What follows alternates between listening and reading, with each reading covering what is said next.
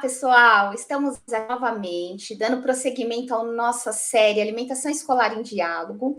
E hoje eu tenho o prazer de receber a nutricionista Ana Luna, especialista em nutrição pediátrica escolar e do adolescente, especialista em administração pública e atualmente é chefe da alimentação escolar no município de Maceió, Alagoas.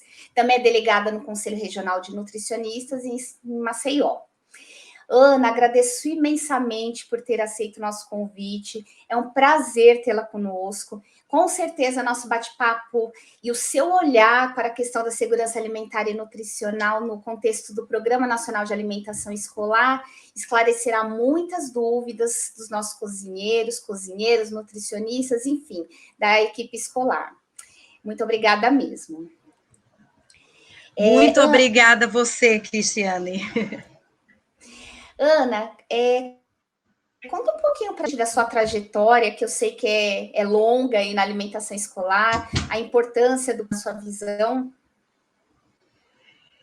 Bem, Cristiane, de fato, assim, é uma trajetória longa, né, mas uma trajetória feliz, né, porque quando a gente faz o que gosta, eu acho que só temos a ganhar.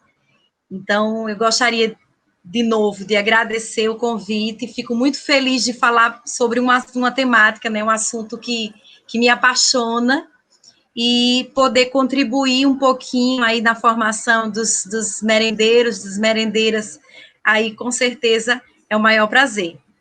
Então, minha trajetória, eu comecei a desejar trabalhar na educação, eu era muito, muito nova, eu tinha um desejo muito grande de ser professora, então trabalhar na educação, e a minha mãe, então sou filha de professora, neta de professora, disse, não, minha filha, professora não, só se for professora universitária, trabalhar na educação, e aí existiu esse desejo de fato, trabalhar na educação, e eu já gostava, sim, da alimentação, então, olhando sempre para o prato, as cores, o que tinha naquele prato, e aí chegar na alimentação escolar foi um passo. Então, esse desejo, eu já entrei no curso de nutrição pensando com esse alvo na educação, então, trabalhar na educação, né, e passei aí um tempo, terminei o meu curso em Portugal e trabalhei um tempo lá na alimentação em Portugal, que é bem interessante, porque nós não tem o PNAE, né, o nosso PNAE, né, o nosso Programa Nacional de Alimentação Escolar, então eu trabalhei em empresa privada, apesar de todo o cuidado, de todo o zelo, né, com a alimentação, não existia essa preocupação política como tem no nosso PNAE, né, isso foi uma experiência muito boa, porque quando eu voltei, e aí fui convidada a trabalhar na Prefeitura de Maceió, e desde 2013 que eu trabalho na Prefeitura de Maceió, então eu fiquei assim muito envaidecida e agradecida por poder contribuir com a alimentação na minha cidade, né, no Nordeste do Brasil, e que tem uma variedade maravilhosa, o nosso país tem uma variedade maravilhosa referente à alimentação, mas eu não conhecia de fato, vamos dizer assim, de fato, porque na universidade a gente vê muito superficialmente, então não conhecia de fato o que era esse programa maravilhoso, né, o programa que tem mais de 60 anos, referência no mundo. E aí foi quando eu comecei a estudar, a ver o que era esse programa, e me apaixonei. Se já gostava de alimentação escolar, me apaixonei pelo PNAE. Eu fico extremamente feliz quando eu converso com alguém que é apaixonado pelo programa, porque eu te confesso que eu sou, e assim, em muitos momentos chego a ser uma ativista da causa, né, da alimentação escolar e principalmente das necessidades alimentares especiais. Então, é um prazer falar com quem tem essa paixão, porque enxerga diferente o programa e tenta praticá-lo realmente na essência, né? Isso mesmo. Isso é importante, eu acho. Aquele olhar de programa assistencialista que existia, a gente tem que ter a consciência que não é assistencialismo, é um direito da criança. E quando nós te convidamos, eu cheguei a comentar, eu falei, ela é a pessoa perfeita, porque eu enxerguei isso nela, né? Essa fé, assim, acreditar no programa realmente, né? Acreditar que ele é importante, que pode ser eficiente, então realmente assim é um prazer, né? E uma trajetória longa realmente, né? E aí, quando a paixão vai crescendo é melhor ainda, né? Bom, como você falou, o programa é antigo, né? Mais de 60 anos, já sofreu muitas mudanças no decorrer dos anos. Hoje ele é bem estruturado nas normas, nas diretrizes, e recentemente sofreu algumas alterações no planejamento de cardápios com a resolução nova, que é a 2 de 2020. E aí eu gostaria que você falasse um pouquinho quais foram essas mudanças, o que você achou delas, se foram, no seu olhar, benéficas, né? Por favor. De fato, esse programa, ele já tem um tempo, né? Já é idoso, né? Porque é mais de 60 anos, então já é idoso, mas que ele tem um diferencial, e daí a importância tão grande desse programa, é porque ele foi, e tem um marco nele, né? Que é em 2009, que esse marco aí que existiu do programa, ele se transformou justamente nesse período em referência mundial. E essas modificações acompanham o contexto social da nossa realidade aqui, Brasil. Isso é um diferencial muito importante e, num momento de pandemia, né, com certeza precisaria existir mudanças, que aconteceu por meio da resolução, e que a gente sabe que foram mudanças necessárias, né? A resolução, ela traz essa possibilidade de a gente adquirir gêneros através do recurso do PNAE, então, dá essa possibilidade e orienta de que maneira a gente pode fazer, né, essa modificação, essas aquisições, né, de que maneira a gente pode atender. Isso na resolução 2. A resolução 6, que aí vem em seguida, né, inclusive, ela foi simplesmente assim, período de pandemia, mas algumas pessoas questionaram por que lançar essa nova resolução que traz muitas mudanças, algumas mudanças consideráveis, principal, nos dois eixos, então, tanto o eixo educação alimentar e nutricional, como o eixo oferta de alimentação. Então, ela traz essa modificação, mais uma modificação que foi construída ao longo de um tempo, né? Do mesmo jeito que lá atrás, a resolução 38, a resolução 26, ela foi uma construção coletiva. A resolução 26, a gente percebe nessa resolução vamos dizer assim, o olhar dos diversos grupos sociais do nosso Brasil, né? Incluindo os documentos, então, atualizando aos documentos da saúde, né? Como é o caso do Guia Alimentar, como é o caso do MARP, Educação Alimentar e Nutricional. Então, essa resolução 6, ela traz uma reflexão do Brasil, né, que ela vem acontecendo, não foi agora na pandemia, né, foi agora na pandemia, inclusive, está sendo discutido bastante a alimentação escolar, graças a Deus, que é uma coisa boa dessa pandemia, né, mas que é importante a gente entender que essa discussão, ela foi feita, né, então ela foi trazida há um tempo, né, e essas alterações, elas são o reflexo dessa discussão, né? Então, tem sim mudanças, mas com certeza, gente, mudanças boas, vamos apoiar, todo mundo apoiar, viu? Eu acho que veio muito ao encontro aí do guia alimentar, né? Então, isso foi bastante benéfico. Mas todas as mudanças, né, acabam causando uma certa estranheza muitas vezes. E a gente esquece que elas têm um motivo, né? E exatamente no nosso caso, a resolução 6 de 2020 foi para adequar ao nosso guia alimentar, foi para trazer esse mesmo discurso que a gente vem trazendo há um tempo sobre menos industrializados, né?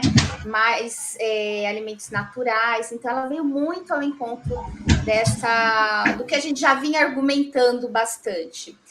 Mas a estranheza é no sentido de trabalho, né? Fica um pouquinho mais difícil algumas coisas, né? Mas o que eu quero chamar a atenção nesse momento, né, antes de falar do trabalho, é como que isso vai impactar, na sua visão, Ana, na saúde dos alunos, né? Vai ser agora, vai ser depois? Como que vai ser aí a questão da implementação, né? Porque o que a gente vem discutindo bastante em relação à resolução 6 é que os alunos não estão acostumados com algumas coisas que precisarão ser adequadas e a gente vai precisar ter um foco diferenciado nesse momento. Talvez diferenciado do que nós estávamos fazendo, mas não querendo dizer que já não era para ter feito, né? Porque que é a educação nutricional, enfim. Como você acha que nós teremos que agir aí no contexto escolar? Isso, o que eu acho perfeito nesse programa, lógico que sempre tem o que melhorar, né? Que assim é natural a evolução, né, de todas as políticas públicas, elas são passíveis de melhora sempre, até para que se ajuste a cada situação, né, que o país, o estado e os municípios, né, as localidades, elas passam. Mas o que eu acho interessante é que ela vem acompanhada com a educação alimentar e nutricional, e que é importantíssimo para que aconteçam as mudanças, essa educação alimentar e nutricional, ela aconteça, né? Ela seja efetiva, né? Então, quando a gente fala de educação alimentar e nutricional, a gente vai desde a ação direta com o aluno, mas também isso que vocês estão fazendo, né? Então, essa formação, essa discussão que vocês fazem aí junto com os merendeiros, junto com os professores, com todos que envolvem, todos os agentes que estão envolvidos na alimentação escolar. E aí a gente discutir, a gente pensa assim, é mais trabalho. Então, discutir, será que é mais trabalho? Será que a gente não precisa pensar nesse reflexo e pensar em estratégias para que esse trabalho não seja tão difícil? Então, é uma ação, precisa ser uma ação articulada. Então, o nutricionista conversando com o merendeiro, de que maneira a gente pode inserir, por exemplo, um tubérculo ou alguma fruta que não era ofertada antes, e de que maneira a gente pode ofertar para que na operacionalização isso não prejudique, porque a gente precisa sim pensar também como é que vai ser lá na ponta. E aí a educação alimentar e nutricional, ela vem muito, muito linda para isso, né? E a nova resolução, ela define, eu até abri aqui, os princípios de educação alimentar e nutricional. Né? Nesses princípios, que não tinha na antiga, né? Ele traz para a gente pensar e trabalhar isso, essa temática da sustentabilidade. Então, eu vou inserir mais alimentos da agricultura familiar. Por quê? Vai ser importante por quê? Né? Então, discutir isso com o merendeiro, discutir isso com o aluno. Então, o reflexo não vai ser, de fato, somente na saúde. Não quer dizer que a saúde não seja importante, mas não é somente na saúde do aluno. Então, discutir sobre os sistemas alimentares, a cultura. Então, a gente fazer educação alimentar e nutricional. e utilizar como referência a cultura alimentar, então, o que é que os nossos pais comiam? O que é natural comer Então, eu vou falar do Nordeste, que é o que eu conheço, viu, Cris? Se a gente for falar do Nordeste, então, a nossa comida de milho, a nossa comida de coco, né? Então, esses alimentos que fazem parte da nossa cultura alimentar, então é importante que a gente discuta isso, então, e pense em estratégias que facilitem essa operacionalização. Isso só faz de uma maneira intersetorial, como é um dos princípios também da educação alimentar institucional. Então, o merendeiro conversando lá junto com o nutricionista, pensando em possibilidades junto com o agricultor familiar, aí sim a gente consegue fazer uma oferta bacana, que tem um reflexo social, ambiental, nutricional, econômico, na saúde dos alunos, mas não só dos alunos, ele sai dos muros da escola. Sim. Então, também um reflexo para a agricultura familiar, para a comunidade escolar, para todos. Nossa, perfeita a sua colocação. Você conseguiu trazer a complexidade dessa mudança de uma maneira muito ampla, né?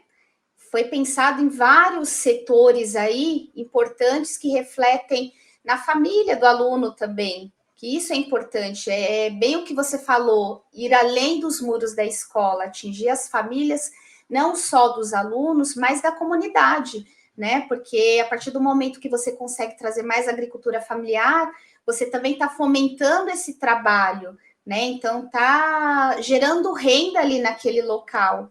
Então, isso é muito interessante. E é exatamente isso que eu queria trazer aqui para a nossa entrevista, né? Que tudo tem um porquê. Então, essa resolução, como você bem falou, foi construída durante um tempo, não foi de uma hora para outra, foi intersetorial. Então, ela assim, traz complexidades, mas porque realmente tem vários olhares, né? Então, eu acho que o mais importante dessa mudança é nós termos um olhar carinhoso para as mudanças, né? Carinhoso no sentido que vai refletir positivamente, embora traga algumas dificuldades que nós vamos precisar conversar, né? E vamos precisar refletir também em grupo, mas que com o passar do tempo vai acabar trazendo benefícios por muitos anos, né? Talvez a gente nem consiga enxergá-los, né? Em relação ao enfrentamento da obesidade, né? Que é uma coisa que nós falamos bastante também, a resolução também estará agindo, né? Então, eu acho que as mudanças maiores serão nos lanches, porque as refeições principais, a resolução anterior já trazia muitas normas, diretrizes importantes e elas já estavam adequadas, assim, né? Os municípios já estavam conseguindo atingir. Mas as mudanças em relação aos produtos industrializados, biscoitos, né? Principalmente composto lácteo.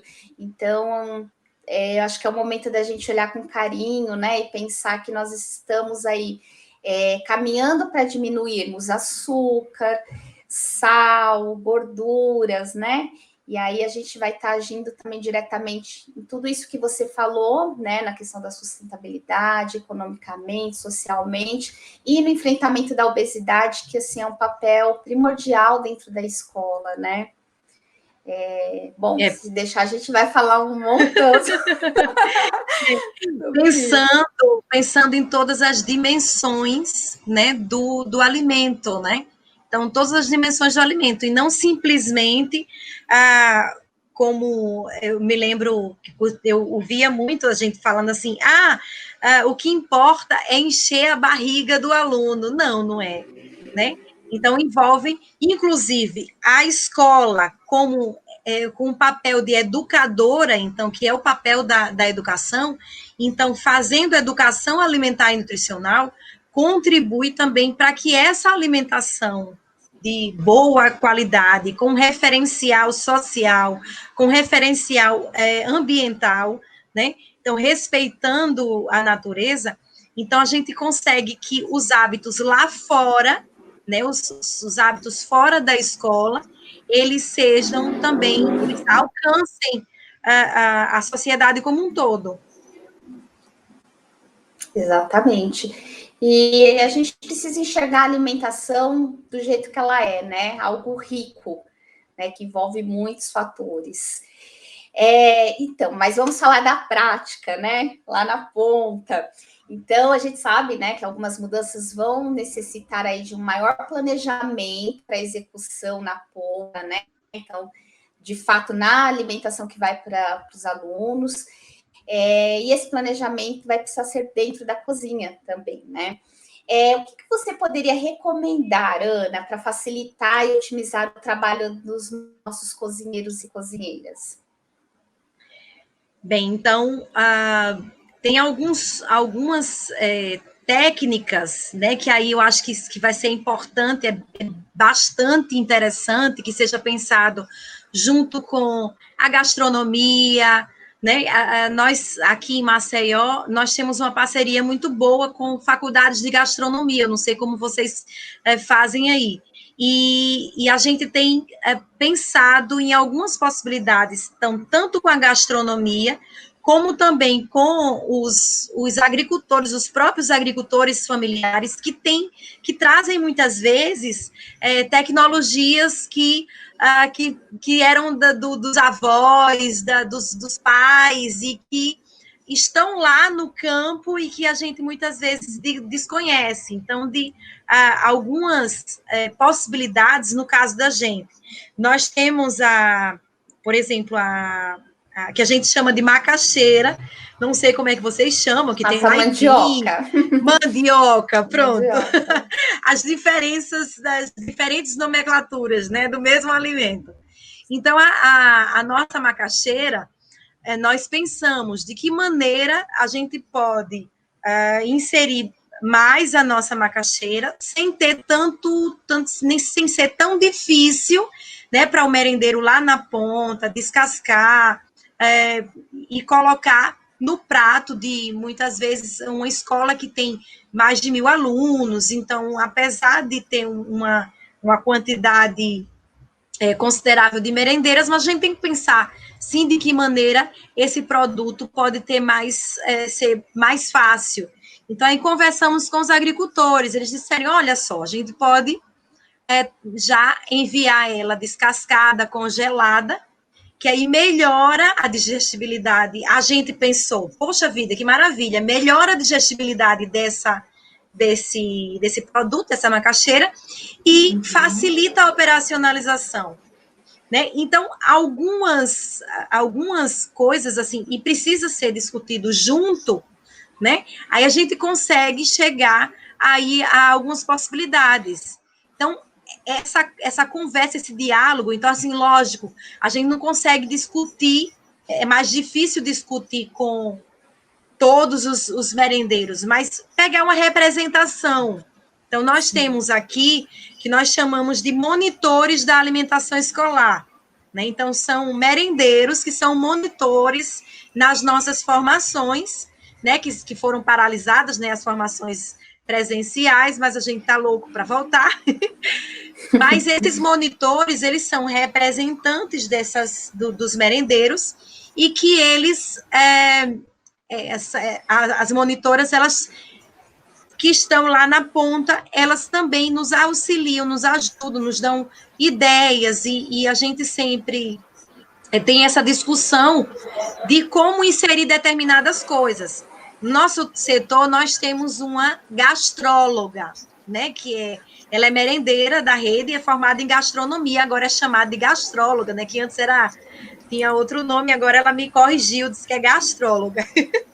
Então, muitas vezes a gente visita os agricultores e aí eu digo, Raquel, eu quero que a gente viu lá na produção, e ela vai também, olha, tem muita produção de, por exemplo, a nossa banana comprida, né, que é a banana da terra, né, que vocês chamam banana da terra. Eu acho que vocês chamam banana da terra, mas a gente chama banana comprida.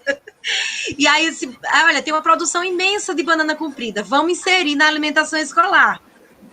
E aí, como é que a gente insere? Só ela?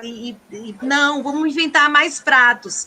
Então, essa conversa, pensando em como fazer, de que melhor maneira fazer, e mostrando a importância nutricional, social, ambiental que tem aquele alimento, é primordial. Então, não tem uma fórmula pronta, né? A fórmula é a intersetorialidade, a conversa, né, que vai ser diferente em cada contexto, né? Do mesmo jeito, entendendo que pode ser considerado, que pode ser, por exemplo, colocado determinado alimento, então pensar numa estrutura adequada. Que essa questão da estrutura a gente sabe que demora um pouquinho mais, né?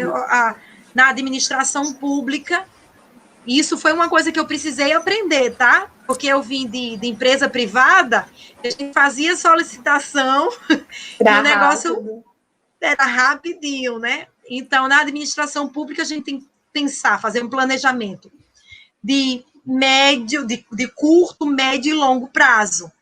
Então, qual a solução para hoje? Qual a solução para o próximo ano, quando a gente conseguir fazer a aquisição daquele determinado equipamento ou utensílio, não é? É um planejamento que vai ser dentro da cozinha, mas também no planejamento, né?